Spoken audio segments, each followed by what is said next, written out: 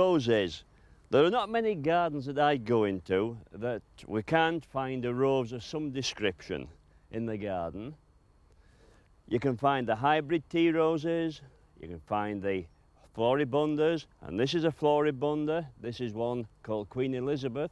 There's a beautiful variety called Hannah Gordon, a floribunda type with a lovely infusion of different pinks, super thing, just being spoiled at this moment in time by this scruffiness in here. So all I'm going to do is actually remove, without deadheading properly, I'm just actually taking out all the rubbish, because if I didn't, all these dead petals will drop into the middle of some nice flowers, and if it rained, it makes it go a nasty, nasty soggy mess.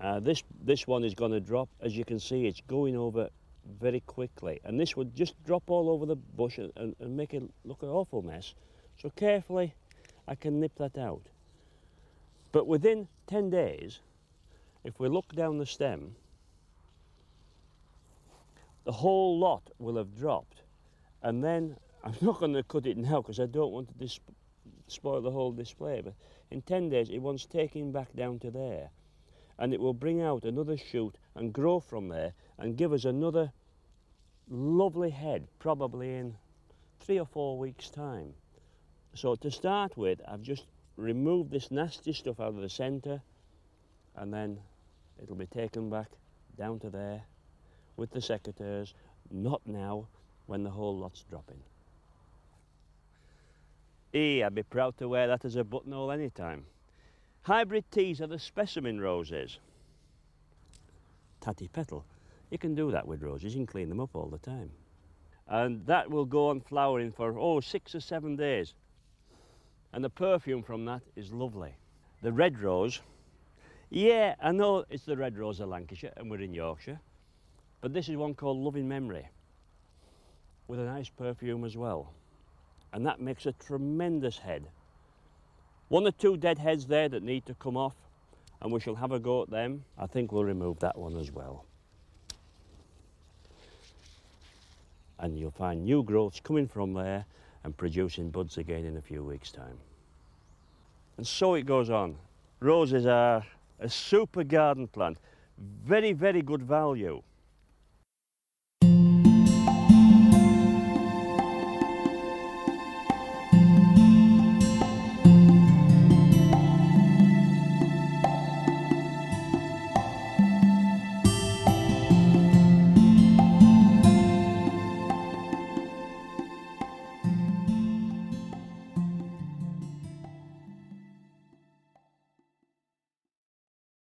What a magnificent hedge the holly makes. And it also is, I think, burglar proof. Who'd want to try and climb through this? You know, and it is a spectacular evergreen hedge that is in good condition all the year round. You can totally spoil a holly hedge by doing this sort of thing, because all you do is you're clipping through the leaves, and that leaf will not survive.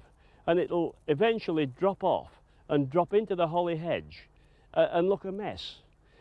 I'm afraid that when you've got large hedges, you've probably got to refer back to a pair of shears, or better still, you probably have to go back and get a trimmer, a proper hedge trimmer. But really, I prefer to spend a bit of time on the holly hedge with the secateurs and actually just snip out without damaging any leaf, just selecting the place on the branch and actually just snipping it out nice and close in. You make a really first-class job. And you know, why not leave a bit of this for Christmas to go around the Christmas pudding? Pour the brandy over it on Christmas morning and you set fire to the whole table. No, I think you're better off just drinking the brandy. Beautiful hedge, the holly hedge. Ilex aquafolia. Probably one of the best varieties and best types of trees for small gardens is members of the prunus family, which are the cherries. And they give you wonderful autumn tints, and this is a lovely time of year to be talking about trees. As the leaves are changing colour, some of the colours are spectacular. And also the bark of the cherry tree enhances as well into this lovely burgundy colour. When planting trees, again, a very important feature is to make certain when they're standard trees, and this tree is only grown a few feet because it was only put in like a couple of years ago. So when you're planting a standard tree, before its roots really get developing into the land, you've got to make certain that you put a really substantial tree stake in. And when you've got the tree stake in, you put two good ties on, one halfway up, and that one slipped a little bit, but it's all right. One halfway up, and then one towards the top. And this buffer is very, very important because it stops the tree chafing against the tree stake and damaging the bark of the tree. After a couple of years or so, you need to release the tightness on the strap and give it a little bit more room, but always let the stake remain there, say for 5 or 6 years, until the root development really gets away. But pruners, looking at pruners and cherry trees for small gardens, they are probably about the right size. But at the end of the day, even a cherry tree, some of the varieties can get to 20 or 30 foot in height, and also a very wide span. So the correct placement of a tree in a small garden is extremely important.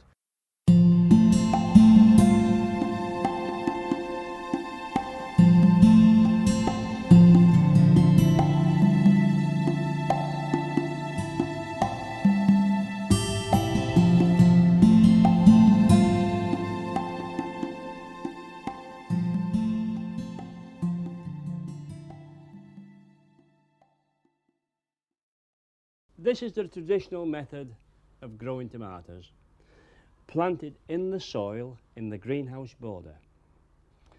And you'll get away with it if you're clean and you've got good hygiene. You'll get away with it for a good few years. Lots of people now have reverted to growing in grow bags because they get disease in the soil. I've had no problems yet, and I prefer to grow them in the garden soil. I think they're a better flavour, but yes, I'm maybe old-fashioned. Let's have a look at the training methods traditionally. A cane tied to a top wire, the tomato plant tied to the cane all the way up. I'll butt in here now and say that this was the old-fashioned method on the cane, and I've gone back to it. Lots of people now are following the commercial way of training tomatoes, which is a loop of string round the base of the tomato plant. The string is attached to a top wire, and you twist the string round as the tomato plant grows up. It's let me down so many times with the string breaking because of the heavy weight of crop. I've gone back to putting a cane in. So this is my way of growing them. A garden cane tied to the cane. As the plant grows up, we remove the side shoots.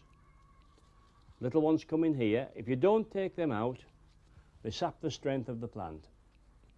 So that the side shoots are, now there's a good one there. Be very, very careful that you don't knock that truss out.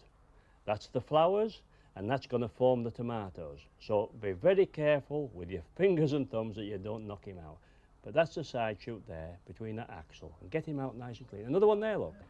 Feed and water constantly. Tomato feed, it needs doing probably once every fortnight because the fruit is now developing and swelling well.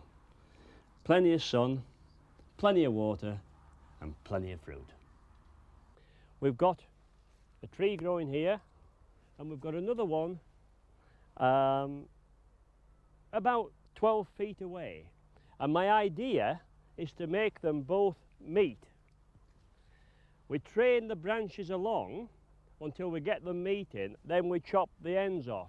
I need to get another branch, probably this one, growing, and eventually I'll get it to this length, and then we've been able to get every wire clothed with a branch. But all the surplus growths need to be pruned back. And by pruning them back to about 3 leaves, it produces again next year lots and lots of clusters of pears, like what is happening in here. See if we can see that one properly. And these have been from prunings last year, like that there, and that one there. And the fruiting spurs should come off there and produce pears next year. This variety is Conference.